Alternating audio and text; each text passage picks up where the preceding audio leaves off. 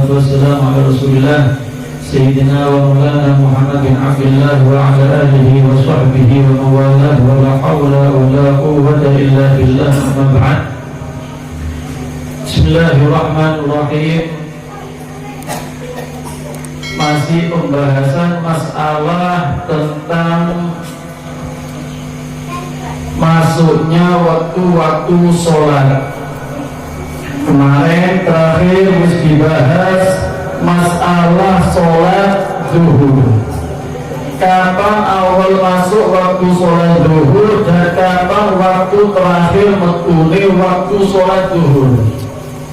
Nah, kemarin harus dibahas pertama kali masuk waktu sholat zuhur adalah yadkhulu bi zawali syamsi. Awal waktu zuhur zawal syamsi. Masuk pertama kali waktu zuhur adalah zawal syamsi. Zawal syamsi ku tergelincir melakuni matahari ngan kulon. Jadi sing namanya zawal ketika matahari ono di langit cukup pas di tengah-tengah langit itu namanya zawal. Ketika kate matahari kate melaknya kulon, ini berarti sudah namanya masuknya waktu zuhur. Jadi pertama kali masuk waktu zuhur kalau ilmu di kita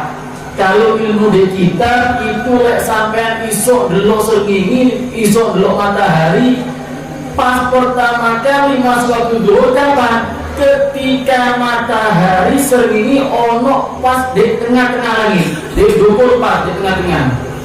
Dan kate melaku menuju ngan kulon. Nah, ini adalah pertama kali masuk waktu sampai kapan? Mulai srengenge di tengah langit pas sampai kapan? Sampai wayah wujud dan keluarnya waktu zuhur masih wujud syai' mislahu. Keluarnya waktu zuhur adalah menjadinya bayangan ibu podo persis ambek barangi. Misal sampeyan delek pulpen ono di ngisore langit, di dhuwur lemah sing gak ono iki ne gak ono apa AKP gak ono hubungane. Pas dari sore srengenge, dari sore panas-panas sampean delek pulpen, delek tongkat, delek sedotan. Ketika bayangan itu podo ambek ukurane iki tadi, berarti wis metu waktune misal sampean delek sedotan atau delek pulpen ukuran 10 cm. Nah, ternyata ketika di dalam di lemah, di sore panas, ternyata bayangan iki mau diukur persis 10 meter pisan, 10 cm. Berarti kalau seperti itu waktu zuhur wis entek. Nah, itu keluarnya waktu zuhur. Jadi pertama kali ketika matahari di tengah-tengah langit itu awal masuk zuhur. Sampai kapan? Sampai kalau sampean delek barang di sore langit ternyata bayangan persis ukurannya ambek barang ikuman, berarti itu sudah keluar waktu zuhur. Nah, sekarang masuk waktu asar. Kapan waktu masuk waktu asar? Wa awal wakil asri idha sara bil kulli syai' mithlahu wa zada qalilan. Nah, asar ini adalah opo sih kok dijenengi salat asar? Karena li mu'asaratiha li ghurubi syams, karena waktunya mekate bengi, makanya dijenengi asar. Dikatakan asar karena wis mepet akhir awan kate masuk bengi, makanya dinamakan asar. Dan sholat asar ini adalah sholat paling afdol. Di antara sholat 5 waktu, sholat yang paling afdol adalah sholat asar.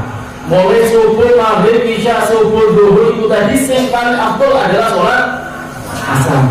Nah, karena itu di Al-Quran juga dijelaskan hafizu ala sholawati wa sholatil wusta wa qumu lillahi qanitin. Nah, sholat wusta di sini adalah sholat asar. Sholat asar adalah paling afdolnya sholat. Kapan masuk waktu asar? Pertama kali masuk waktu asar idza sara bil kulli syai'in mislahu, jika menjadi bayangan sampai yang dari barang ternyata bayangannya podo ukurane soro dilukul syekh islahu sampeyan dere barang bayangannya podo ambil ukurannya barang itu mang tapi wazada molilan lebih sedikit. Kalau tadi akhir daripada waktu zuhur, kapan berakhir waktu zuhur? Kalau bayangannya persis ambil ukuran barang ini. Tapi kalau pas waktu asar, ukuran bayangannya podo ambil barang yang diukur itu mang wazada molilan lebih sedikit. Nah, itu masuk waktu asar. Jadi kalau misal sampeyan iki di tengah di sore langit diukur lemah, diukur dari tongkatnya ukurannya 5 meter misalnya. Nah, kapan masuk waktu asar? Kalau bayangan tongkat 5 persis 5 meter lebih tinggi, bukan 5 meter pas, 5 meter pas itu dulu masuk waktu asar. 5 meter pas tapi lebih sedikit, berarti kuis masuk waktu asar. Nah, cuma ini ilmu kita, ilmu zaman biyen ini, saya tidak kira-kira masalah ini sampai ini guys. Cuma ada masalah supaya kita ini yang ngerti bisa paham juga masalah waktu sholat sesuai yang bodoh ambil kita. Jadi waktu asar kapan maksudnya waktu asar? Ketika sampai dari barang dari boleh lemah, bayangannya bodoh ukurannya lebih tinggi. Nah itu sudah masuk waktu asar. Sampai kapan masuk waktu asar? Ila ghurubi syams, sampai terbenamnya matahari. Nah, jenenge terbenamnya matahari, itu berarti bentuknya matahari setinggi bunder itu semuanya kabeh harus tenggelam, baru harus entek waktu asar. Tapi kalau matahari kita tenggelamnya separuh toh, ya Allah waktu asar. Kalau matahari harus tenggelam, itu kari pojok itu, kari endas itu, masih ada Allah waktu asar. Kalau asar itu keluar waktunya ghurubus syams, kabeh sak matahari sing bunder itu tadi semuanya tenggelam. Nah itu baru entek waktu asar. Tapi kalau si ono sedikit dari separuh, dari seperempat, dari momen si tenggelami mek itu, berarti waktu asar masih ada. Nah itu yang dimaksud dengan ghurubus syams, terbenamnya matahari. Nah, terbenamnya matahari, tenggelamnya matahari ini berarti apa? Dijenengi tenggelamnya matahari berarti tidak kira muncul maning. Keluarnya waktu asar dengan terbenamnya matahari dengan tenggelamnya matahari berarti lek jenenge nyalem matahari nek tidak kira dari maning. Lek misalnya matahari wis nyalem wis tenggelam balik maning gledeke. Tahu nggak matahari wis tenggelam tapi lalu balik maning.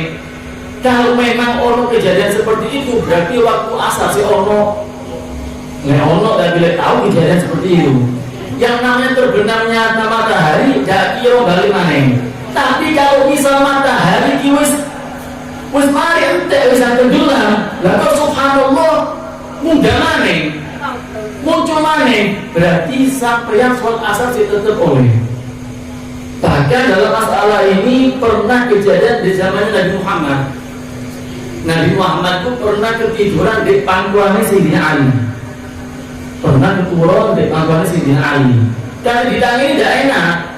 Tidak enak Sayyidina Ali dari nangin Nabi Muhammad tidak enak. Dijeluk turunnya waktu enak ini. Nyedor enak turunnya. Jadi nangin ini tidak enak Sayyidina Ali. Posisinya Sayyidina sholat asar. Diunteni tidak tangi-tangi, diunteni tidak tangi-tangi Nabi Muhammad sampai sergi itu tenggelam. Sampai matahari itu wis nyelur wisan, wis entek waktu asar itu, wis kaitan masuk waktu maghrib itu wisan. Nabi Muhammad tidak tangi-tangi.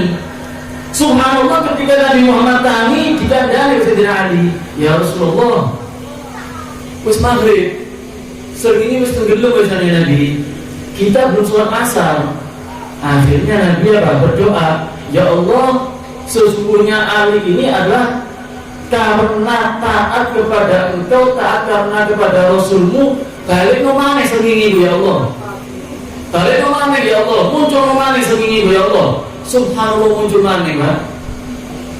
Sing asal wis maghrib tenggelam matahari, karena Nabi sing berdoa matahari muncul nomane. sampai sehingga Nabi Muhammad sama Sayyidina Ali melaksanakan sholat asar. Ya lewat ketok matahari mana berarti si orang waktu asar. Lewat tenggelam itu berarti tidak orang harus hilang waktu asar. Nah makanya itu juga pernah diceritani di zamannya Nabi Muhammad ceritoni sama Sayyidina Ali. Cuma sampai ojo niru-niru. Untuk mulanya kita bujuni keturun, terus dibilang ngeser. Jangan cek dulu.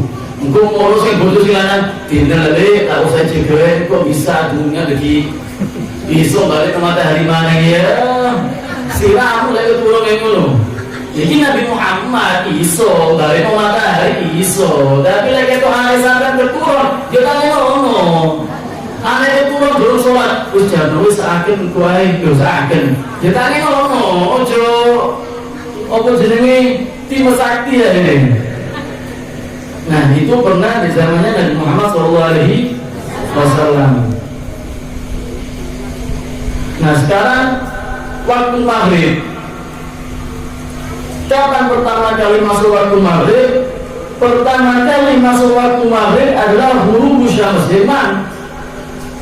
Le asar itu dengan terbenamnya matahari mesti waktu asar. Berarti dengan terbenamnya matahari mulai itu ya harus masuk waktu maghrib. Dengan terbenamnya matahari berarti mulai masuk pertama kali waktu maghrib. Sampai kapan waktu maghrib ini? Wa akhiru ghurubus syafabil ahmar. Dan terakhir daripada waktu maghrib sampai terbenamnya mega merah. Apa bahasanya mega lagi ini? Mego. Ya mego, mego abang. Jadi kalau waktu maghrib itu terbenamnya matahari pertama kali masukin. Terbenamnya matahari sampai terbenamnya NTE mego merah. Nah itu waktu maghrib. Nah memang waktu maghrib itu waktu yang paling singkat, waktu yang paling sediru di antara semua sholat 5 waktu. Bahkan ada sebagian ulama itu mereka berijtihad waktu maghrib itu dihitung, kalau dihitung sekitar 1 jam 15 menit. Jadi itu sekitar 1 bulan. Itu waktu paling singkat dius. Kalau oleh terbenamnya matahari sampai hilangi mega merah itu dihitung sekitar, bukan pasti loh ya, sekitar 1 jam 15 menit. Nah cuma di sini kita kan biasanya ngomong di Indonesia ini di Pasuruan, di Jawa Timur, Rembang, Bulu bisa ini kebanyakan madhab Imam Syafi'i, kebanyakan madhab Imam Syafi'i. Cuma Imam Syafi'i ini pernah punya pendapat lawas, orang pendapat yang baru. Pendapat lawas Imam Syafi'i itu tidak bisa diikuti sama sekali.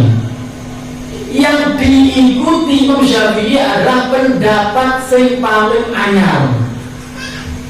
Nah, cuma ada beberapa masalah yang mana pendapat Imam Syafi'i yang lawas oleh dimiloni. Nah, kalau di kitab fikih itu ada 18 masalah fikih pendapat Imam Syafi'i sing lawas itu sing harus diikuti. Di antaranya waktu di maghrib. Waktu di maghrib ini mulai terbenamnya matahari sampai terbenamnya mega merah. Ini pendapat Imam Syafi'i sing lawas. Pendapat yang lama. Kalau bahasa kita turun kodi. Pendapat yang lama. Lihat pendapat Imam Syafi'i sing baru. Waktu maghrib ini masih diutuh ukuran azan, komat, pakaian, sholat 5 rakaat. Wis, lihat dia itu paling 20 menit tuh. Itu pendapat paling baru di Imam Syafi'i. Cuma ini tidak bisa besok dijauhi. Padahal pendapat yang paling anyar. Imam Syafi'i mengatakan waktu maghrib saking singkatnya azan, iqamah, persiapan dari pakaian, nutup aurat, persiapan sholat, ambil ukuran sholat 5 rakaat. 5 rakaat ini sholat maghrib 3 rakaat ditambah sholat sunnah 2 rakaat. Woi sama tuh, lihat dihitung antara azan sampai sholat 5 rakaat itu tadi perkiraan 20 menit tuh. Waduh, akhirnya nututi ini wong gini. Maghrib yang bisa sholat ya. Nah ini pendapat Syafi'i yang baru padahal cuma tidak bisa digawe. Nah yang paling utama, yang paling kuat pendapat Syafi'i adalah pendapat yang lawas. Kapan ini? Pertama kali masuk waktu maghrib adalah ketika terbenamnya matahari sampai terbenamnya mega merah. Nah itu yang paling pendapat yang paling kuat. Yang berikutnya waktu isya. Wa awal waktu isya, dan pertama kali masuk waktu isya kapan? Huruf syaraqil amal. Pertama kali masuknya waktu isya adalah terbenamnya mega merah. Lekman maghrib terakhir terbenamnya mega merah. Isya pertama kali masuk terbenamnya mega merah. Itu pertama kali masuk. Sampai kapan? Wa akhiruhu tulu'ul fajri shadiq. Terakhirnya adalah hari paling suwe adalah sholat waktu isya. Terakhirnya adalah sampai terbitnya sing jenenge fajar shadiq. Fajar shadiq itu fajar sing bener, fajar sing jujur. Fajar itu cahaya ketika subuh. Nah cuma kita bahas dulu masalah pertama kali masuk waktu isya. Pertama kali masuk waktu isya adalah terbenamnya mega merah. Nah nanti di belakang kita itu ada mega itu orang telur. Al-asfatu salah satu mega yang mau di langit ini lek bumi itu ada 3. Ono ahmar, ono abiyat, ada asfal. Ada yang namanya mega merah, ono yang jenenge mega itu warna kuning, ono yang jenenge warna putih. Nah cuma pertama kali masuk waktu isya ketika terbenamnya mega merah. Nah kadang-kadang kaitan isya kan ono, kadang waktu rodok langit rodok putih, kadang rodok kuning. Nah itu namanya mega putih sama mega kuning. Tapi yang dianggap ketika masuk waktu isya pertama kali apa? Tenggelamnya mega yang warna merah. Itu pertama kali masuknya. Sampai kapan? Sampai terbitnya fajar sing shadiq. Shadiq itu bener jujur. Berarti ono fajar sing gak jujur. Berarti ono fajar sing gorowan. Ono. Nah, fajar itu ono sing shadiq, ono sing kadhib. Ono fajar sing betul, ono sing fajar gak bener. Fajar itu apa sih? Fajar itu cahaya, Pak. Jadi lek subuh itu muncul cahaya. Tapi hati-hati, ada cahaya sejenis fajar kadhib. Lek fajar kadhib itu cahaya itu orang sing tau tangi bumi. Lek fajar kadhib, fajar sing gorowan, itu cahaya itu dari timur. Tapi posisi itu memanjangkan dhuwur, lurus nang dhuwur. Wes mari metu cahaya putih nang dhuwur memanjang dhuwur cahayane. Mari ke tengah ning padane wis diutuh muncul apa koyo perak ke timur, tapi apa jenenge memanjang dhuwur. Setelah itu langsung pertengahan. Nah itu namanya fajar kadhib. Tapi kalau fajar shadiq wah ini tidak muncul dari timur terus mari cahaya itu menyebar itu ngalor tapi nang itu. Nah ketika cahaya itu menyebar ngalor nang itu mulai wis rotok terang sampai awan itu namanya fajar shadiq. Jadi fajar kadhib kadang sama lek jam 2 ketemu kadang fajar kadhib. Tapi itu masuk terakhir waktu isya itu. Kadang setengah 3 ketemu fajar kadhib, fajar sing gorowan wis ngono iku. Cuma muncul nang dhuwur, bentuke dawa koyo buntut langsung pertengahan. Ya itu fajar bukan apa terakhir masuk waktu isya bukan. Tapi terakhir masuk waktu isya adalah terbitnya munculnya fajar shadiq. Fajar shadiq itu cahaya dari timur yang cahayanya itu melebar nang ngalor, melebar nang di kidul sampai akhir padang, rotok padang sampai langit terang. Itu namanya fajar shadiq. Makanya itu pernah juga salah seorang itu wudhu tengah wengi, di sana wis subuh. Di delok langit itu ono cahaya di rumah. Gelete pas delok jam jam 2. Di sana wis subuh, nyoba wudhu ya. Di delok langit waduh kok wis padang gitu. Mari wudhu di delok jam 2. Yo digoroi berarti fajar itu. Ternyata bukan fajar sodik, itu jadi fajar kadib. Bukan fajar sing bener tapi fajar sing gorowani. Kalau fajar yang bener cahayanya itu melebar, yang itu ngalor, marimu terus tambah terang, tambah terang, tambah terang sampai akhirnya langitnya terang. Nah itu namanya fajar sodik. Nah terus juga yang terakhir adalah waktu subuh. Kapan waktu subuh ini nak? Wa awal waktu subuh adalah tulu'ul fajri sodik. Nah ini pertama kali masuk waktu subuh adalah terbitnya fajar sodik. Nah itu lewat ketemu fajar sodik isai ilan kaitan masuk waktu subuh. Itu pertama kali masuk waktu subuh kalau muncul ketok yang namanya fajar sodik. Sampai kapan? Sampai tulu syams, sampai terbenamnya munculnya seni. Nah cuma hati-hati, ojo sampai yang subuh itu digasak apa namanya subuh ini si ono kok iso iya segini saya muncul kayak gitu. Jangan dianggap subuh itu entek ketika munculnya matahari meskipun sedikit tak munculin. Masih titik mulai matahari itu sudah dikatakan habis waktu subuh. Itu habis asar. Asar itu habis waktu asar ketika matahari sendiri kabeh habis kabeh baru waktu asar. Tapi untuk waktu subuh kaitan matahari muncul titik air itu setiap waktu subuh. Oleh sampai kan enggak ada ya. Oh jauh muncul ini, muncul subuh di dulu baru kita sholat subuh kan.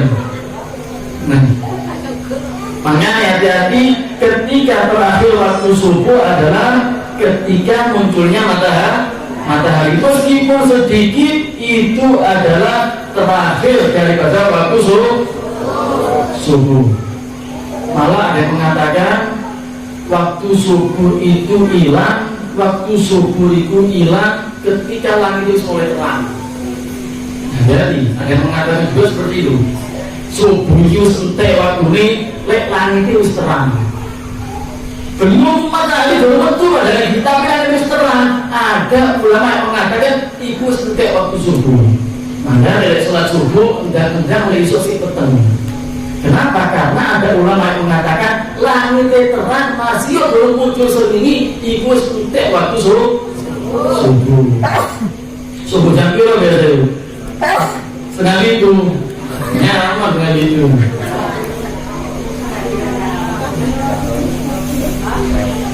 Nah di sini sholat yang paling afdol setelah mengenai wis mari batas Allah masuk waktu sholat keluar waktu sholat antara 5 waktu sholat kita di mana sholat yang paling afdol?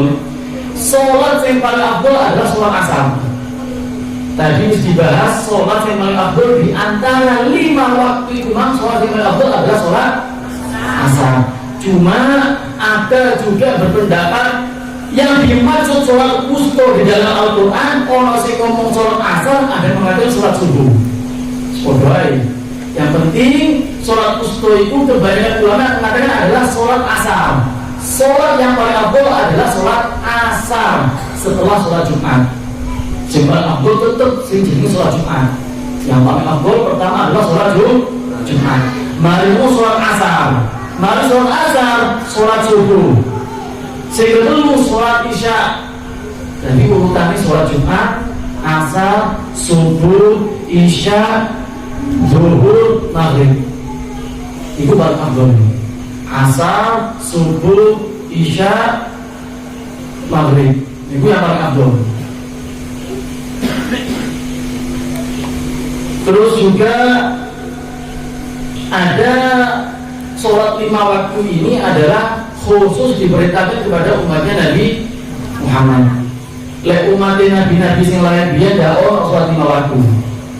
Sholat 5 waktu mulai zuhur, asar, maghrib, isya, subuh iki khusus gawe umatnya Kanjeng Nabi Muhammad. Lek zaman biyen ndak. Malah dikatakan sholat subuh itu adalah sholatnya Nabi Adam. Sholat subuh itu adalah sholatnya Nabi Adam. Terus sholat zuhur itu adalah sholatnya Nabi Daud.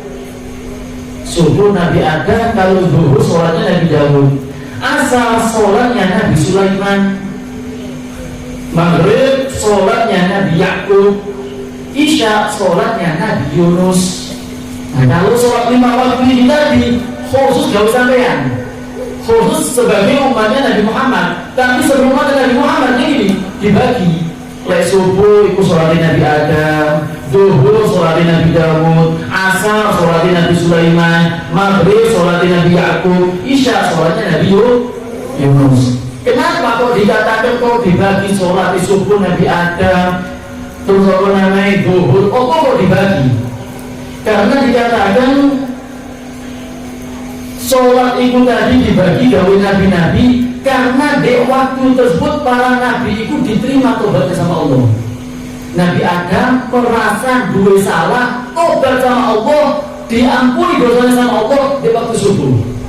Akhirnya subuh adalah sholatnya Nabi Adam.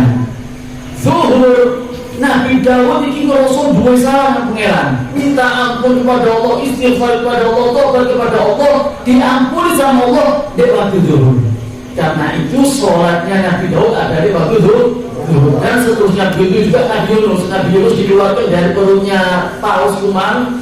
Syukran lillah, sebagai rasa syukur kepada Allah. Itu tadi ketika waktu isya. Karena itu sholatnya Nabi Yunus ketika waktu isya. Terus juga ada hikmah. Apa sih kok zuhur 4 rakaat, asar 4 rakaat, maghrib 3 rakaat, subuh 1 rakaat. Nah, itu juga ada hikmahnya. Ada ulama yang mengatakan, oh kok iki rasa rakaat, itu rakaat sak minim, 4 rakaat, 3 rakaat, itu semua ada hikmahnya. Nah, dikatakan kenapa subuh itu kok 2 rakaat, kok tidak 1 rakaat ya sampean? Tapi kenapa subuh 2 rakaat? Karena menungso ini biasanya ini subuh itu karena masih ada sifat baqaul kasal. Si ono lemes, si ono males-males sedang. Jadi kayak dulu sholat. Meneng sing ngajet ngembani ini adem bisa waduh. Kadang milih gak sholat wis, pancet di kasur terus. Karena itu diingatkan 2 rakaat. Kenapa? Supaya sampai tidak terlalu abot. Ya itu males-males sih wis. Males-males musuh itu ya pas subuh itu wis. Pokoknya mau anda tanu. Subhanallah sampai turun mana? Turun ya tambah enak ya kan? Saya ini turun mana itu? Itu habis sampai turun pas subuh. Enak turun di subuh. Oh, jadi mana? Setan ini gede pas subuh. Nah karena itu subuh ini cuma 2 rakaat. Kenapa? Karena manusia ini man si orang manusia si orang lemes. Karena manusia ini turu, manusia ini turu itu ditawani habis setan 3 orang 3 kali. Jadi, lek sampean turu iku ditawani cancang habis setan 3 ikatan, 3 cancangan. Nah, yo apa carane nyopo tidak katanya setan gimana? Pertama, sampai yang tani lewis dulu ketika tani langsung ngadeg. Nah itu copo ikatan yang pertama. Nah jadi kalau tani juga ada langsung tani kan melek. Waduh ketok bantal dipikir kok jangan nganggur ya. Tidak mana bantal ini nyedor mana kayak itu. Nah makanya yang ingin ikatan cancang yang pertama itu copo begitu tani bismillah wis pas mati. Siji dari loro. Sing kedua ketika sampai yang wudu. Harus wudu wis loro wisan. Loro ikatan gimana cocok wisan. Cuma masih yang wudu subhanallah ya kan. Se ono ngantuke. mampir orang di kursi nyenden iso kesini masih mengkali wudhu ini. Nah, apa caranya supaya tambah hilang 3 cacat rumah terakhir lek mari wudhu langsung sholat. Jadi lek tangi turu langsung ngadeg, langsung wudhu, langsung sholat. Wis hilang kabeh ikatan setan rumah. Hilang wis. Ojo dijauh, wis dicancang wis setan. Ambil sana kan dirapeti. Tangi yo lek rumah nengai. Kita sana dia wis dirapeti ya. Nah, itu adalah cara untuk melepas ikatannya setan. Asal ambil itu 4 rakaat. Asal ambil itu ini 4 rakaat. Kenapa? Karena waktu asal ambil itu ini semangat dari musuh. Lewat waktu zuhur ambil asal itu waktu aktifnya musuh wis. Penggawaan ada akhirnya waktu zuhur asal. Ngasawa yus antara isu zuhur asal rumah. Diwajibkan 4 rakaat karena memang waktu semangatnya. Maka dia 4 rakaat. Maghrib kok 10 rakaat? Karena ini sebagai isyarat. Leken gawe isyarat sholat witir di waktu awan. Kalau sholat witir di waktu malam ono sholat witir khusus. Tapi tidak ada sholat witir di waktu siang. Maka ini digawe sholat maghrib hitungannya cek melok ngan awan supaya waktu awan ono hitungan sholat witir. Isya kenapa 4 rakaat? Nah, isya ini sebagai tembelan polani sholat yang paling akhir ono di waktu isu kabeh. Subuh, zuhur, asar, piro rakaat bisa? 10 rakaat bisa di waktu awan dong. Nah, isya dikasih 4 rakaat kenapa? Supaya gawe tembelan di waktu malam ini cek akhir rakaat gawe sholat. Nah, lek isa dikira rakaat atau akhir waktu bengi iki mepira rakaat atau maghrib ambil isya. Sholat bengi kan cuma maghrib sama isya. Maghrib 3 rakaat, isya 4 rakaat. Dikasih 4 rakaat gawe tembelan cek podo akhir awan akhir rakaat, maghrib juga banyak rakaat. Nah, lek isa 3 rakaat kalah itu ambil awan akhir. Karena itu gawe tembelan. Nah, tadi juga sudah dibahas al-aswaku salah satu meja itu dulu. Orang meja yang warnanya abang, orang meja yang warnanya putih, ada meja yang warnanya kuning. Sampeyan juga di sini dianjurkan wayunda mutakhir sholat isya ila ayyahi basyarul asfar wal abyad. Disunnahkan mengakhirkan sholat isya sampai terbenamnya mega kuning sama mega putih. Nah, hati-hati ketika masuk sholat isya, sampai dari langsung sholat. Jangan langsung sholat. Yunda mutakhir. Disunahkan mengakhirkan sholat isya sampai kapan? Sampai sekiranya mega sing warnane kuning, mega sing warnane putih hilang. Karena itu dianjurno sholat isya itu tidak langsung awal waktu. Ya sendiri mungkin 10 menit, 15 menit. Sunnah diakhirkan. Kenapa? Karena di madhabnya Imam Abu Hanifah, itu pertama kali masuk waktu isya yaitu dengan terbenamnya mega putih sama mega kuning. Imam Syafi'i kan enggak terbenamnya mega merah. Imam Abu Hanifah enggak. Saya mungkin bisa ono mega putih, mega kuning ini kudu terbenam bisa, kudu hilang bisa. Baru kita masuk waktu isya. Itu Abu Hanifah. Imam Syafi'i tidak. Cuma kita yang ikut Imam Syafi'i disunnahkan mengakhirkan sedikit supaya keluar daripada khilaf, supaya metu daripada pendapatnya Imam Abu Hanifah. Disunnahkan mengakhirkan sholat isya sekitar 10 atau 15 menit sekiranya wis ketok peteng wis ndak ono mego abang, ndak ono sing warna kuning, ndak ono sing warna putih, ndak ono bersih wisan. Baru di situ sholat di isya dan itu tetap dari itu awal waktu.